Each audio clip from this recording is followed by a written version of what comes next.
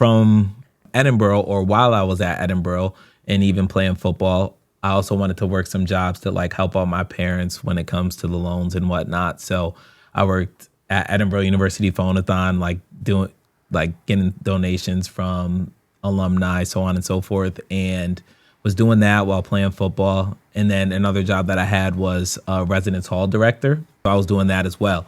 And then so I graduated my undergrad in marketing. I didn't really know what I wanted to do going into college. I've always been business oriented. Like when I was growing up in church, I used to go and grab the big bags of candy from Wegmans. My New York people will know what that is. So I'd go in Wegmans, load it up with candy, and I'd go to church and sell each piece of candy for like a quarter, like single thing of candy for a quarter.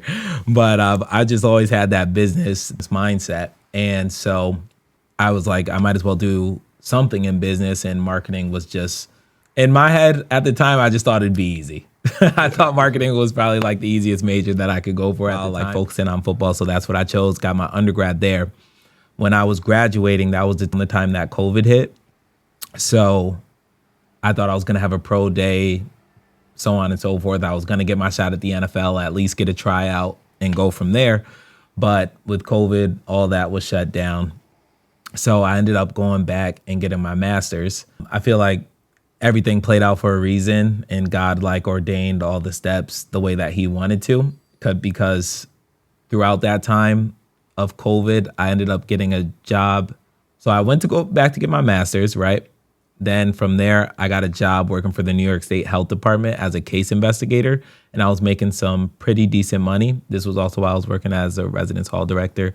And so went back, got my master's in business administration, was working the New York State Health Department as a case investigator. I was making good money. And at this time, I was also learning about cryptocurrency. So like everybody was stuck at home. So I just was on Twitter, like deep diving, learning more about crypto.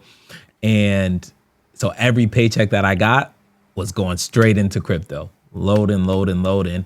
And we got a pretty decent jump 2021. And so I made some, at that point, life-changing money.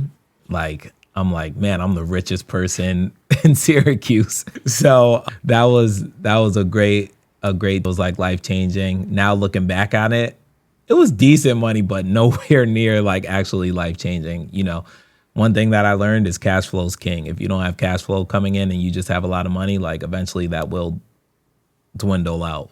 I rekindled with one of my old teammates that I played with at St. Francis.